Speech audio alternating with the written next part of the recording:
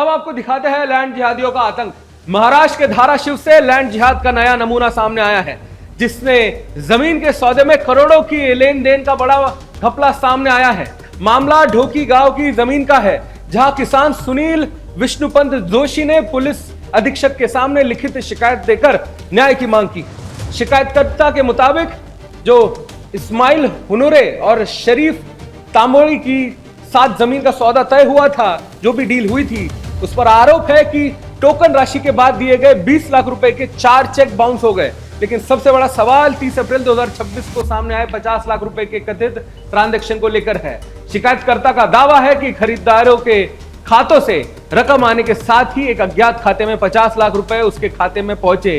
किसान का आरोप है कि बिना रजिस्ट्री और सरकारी नामजोग है, इसके जमीन पर खंबे लगाकर प्लॉटिंग की कोशिश की गई है और इसी के बाद 5 मई को सौदा रद्द करने की नोटिस दी गई थी। आरोप है कि इसके बाद रकम वापस करने के बजाय 40 लाख रुपए की मांग की गई है और कहा गया है कि रुपए नहीं लौटते तो कब्जा कर लेंगे। जान से मारने की धमकियां भी दी गई है। और यही नहीं दोस्तों, पीड़ित किसान परिवार को झूठे मुकदमे और एट्रोसिटी एक्ट में फंसाने की धमकियां दी जा रही है। तो अब सवाल यह है कि आखिर 50 लाख रुपए किस खाते में आए, जमीन पर अवैध प्लॉटिंग किसके इशारे पर की गई है और क्या इस पूरे मामले में कोई बड़ा वित्तीय नेटवर्क सक्रिय है? इन तमाम विषय पर हमारे संवाददाता बाबूलाल राठौड़ ने पीड़ित किसान से बात की। आइए एक बार देखते हैं। महाराष्ट्र के धाराशिव जिले के ढोकी गांव से एक लैंड जिहाद का मामला सामने आया है। ढोकी गांव में एक किसान परिवार की 1 एकड़ 17 गुंठे जमीन पर जिहादियों ने जबरदस्ती लैंड जिहाद का षड्यंत्र किया।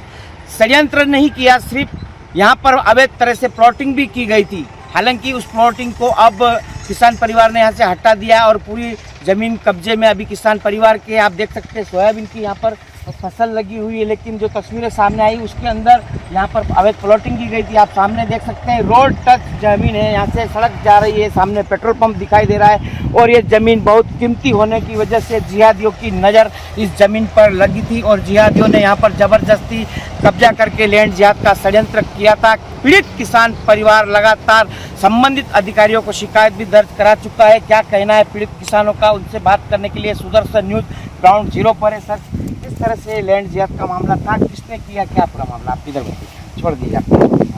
ये पहले जनवरी में तांबोली बोल के शरीफ तांबोली और इस्माइल हानूरे बोल के कलम के हैं और उस धाराशिव जिले के हैं, उनके साथ ये जमीन का व्यवहार हो गया था। तो उन्होंने पहले 5 लाख रुपया दिया, बाद में फरवरी में 30 लाख रुपया दिया, उसमें से चेक 4 दिए, चारों चेक बाउंस हो गए। किसने किसने डाल दिया 80 लाख रुपये? ये शरीफ तांबोली और इस्माइल हानूरे। उसका कुछ लेना देना था इस मामले में? नहीं, इसमें कुछ भी लेना देना नहीं है। और उन्होंने, मैंने पूछा तो उन्होंने सही जवाब नहीं दिया और वो टाल कर दी।